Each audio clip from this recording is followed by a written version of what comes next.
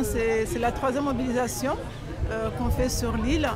La première, on l'a fait nationale, après on l'a fait une deuxième. Et là, aujourd'hui, on a décidé de marcher jusqu'au Barachois, en fait, toujours pour protester contre cette opération et demander l'arrêt de cette opération inhumaine qui a lieu actuellement sur Mayotte. Pourquoi c'est illégal? C'est parce que tout simplement, selon le droit international que Macron utilise pour condamner la Russie contre l'Ukraine, ce même droit a condamné la France concernant l'île de Mayotte qui fait partie de l'archipel des Comores. Nous tous, dans l'archipel, nous avons des familles dans toutes les îles et nous comprenons aujourd'hui, ceux qui habitent à Mayotte, qu'on ne peut pas vivre humainement dans une ambiance pareille.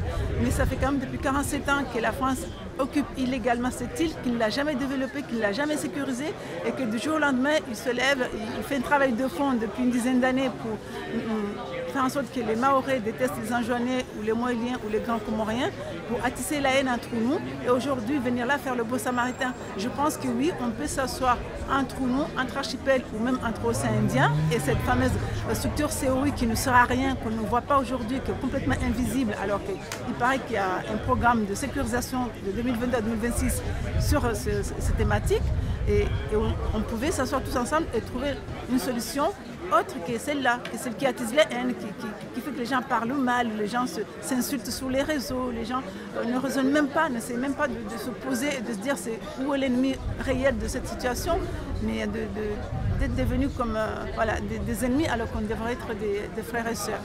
Mais encore une fois, le responsable de cette situation, ce ne sont pas les Comoriens d'en face. C'est l'État français. Encore une fois, c'est l'État français qui a indexé notre île. Encore une fois, ça fait 47 ans que l'État français a pris cette île mais qu'il ne l'a pas développée. Et c'est encore une fois, depuis 47 ans, on a eu 20 coups d'État sur les 3 îles autonomes, dont des présidents qui ont été assassinés, dont un qui a été extradé ici à l'île de Réunion. Donc c'est qui le vrai responsable? C'est pas les autres Comoriens, c'est l'État français en fait qui est responsable. On peut comprendre, mais ça c'est un mensonge. Parce que quand la conférence de Berlin a été créée par les colonisateurs qui ont dessiné toutes les frontières du Cameroun en Côte d'Ivoire jusqu'aux Comores, ils ont décidé ce jour-là que les Comores c'est 4 îles. D'accord? Et quand ils ont fait cette consultation et non un référendum, ils ont demandé au peuple comorien, il n'y a pas un peuple mahorais, c'est le peuple comorien tout entier qui a été consulté. Et on ne peut pas dire aujourd'hui parce que Marine Le Pen par exemple, a remporté beaucoup de suffrages aux dernières élections à Mayotte pour dire que Mayotte reste pour Marine Le Pen et les autres départements français restent pour Macron. C'est ce qui s'est passé dans cette réalité. Ce ne sont pas les Mahorais qui ont choisi, c'est le colon qui a choisi pour eux. Et aujourd'hui, je peux comprendre, par exemple, je compatis à tout ce qui se passe à Mayotte, mais ce ne sont pas les Mahorais qui ont choisi. Aujourd'hui, on a fait un travail depuis des années pour dire qu'il y a Mayotte et les Comores. Il n'y a pas Mayotte et les Comores, monsieur. Il y a les Comores, il y a l'archipel des Comores. Après, il y a les Mahorais, il y a les Anjouanais, il y a les Monéens, il y a les Grands Comoriens. Mais il n'y a qu'un seul peuple, et c'est le peuple comorien.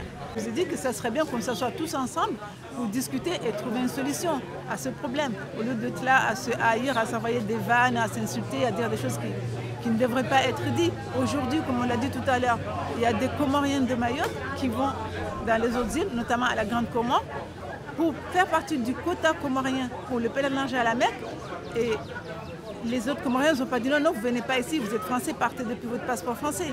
Donc c'est que nous sommes vraiment tous Comoriens et que nous sommes tous frères et qu'on doit absolument s'asseoir et discuter et trouver une solution. Ces enfants qui sont devenus des délinquants, qui sont devenus des assassins, qui sont devenus des voyous, qui c'est qui les a produits? Il y a quelques années, la France, Sarkozy a voulu faire la même chose en disant oui, les enfants maghrébins, une fois qu'ils seront en prison, on va les renvoyer dans les pays maghrébins. Et les Maghrébins n'ont pas accepté parce que ce sont des enfants nés en France, grandis en France, éduqués en France. Donc les enfants qui sont nés à Mayotte, que les parents ont abandonnés, qui sont partis et qui n'ont pas pu revenir parce qu'ils sont morts en revenant, ce n'est pas des enfants qui doivent appartenir à un Jouan ou à Moélie ou à la Grande Comore. C'est des enfants que l'État français doit assumer sa connerie, comme certains ont dit, soit les envoyer dans l'Hexagone pour les éduquer, soit prendre les responsabilités. Là, on va se revoir encore mercredi pour discuter ensemble, pour savoir de quelle manière on va continuer, que ce soit par des conférences ou par d'autres manifestations, mais on ne va pas stopper ça tant que l'opération continue. Moi-même qui parle là, moi j'ai de la famille à Mayotte, j'ai mes neveux, j'ai mes nièces, j'ai des cousins et je suis de tout cœur avec eux. J'espère que Mayotte arrivera à trouver la stabilité, la paix et qu'il retrouvera l'image du vrai Mahorais, parce que le peuple mahorais n'est pas un peuple méchant et que j'espère que par la grâce de Dieu, on arrivera tous à trouver une solution, à continuer à s'aimer, à cohabiter dans la paix et dans la fraternité.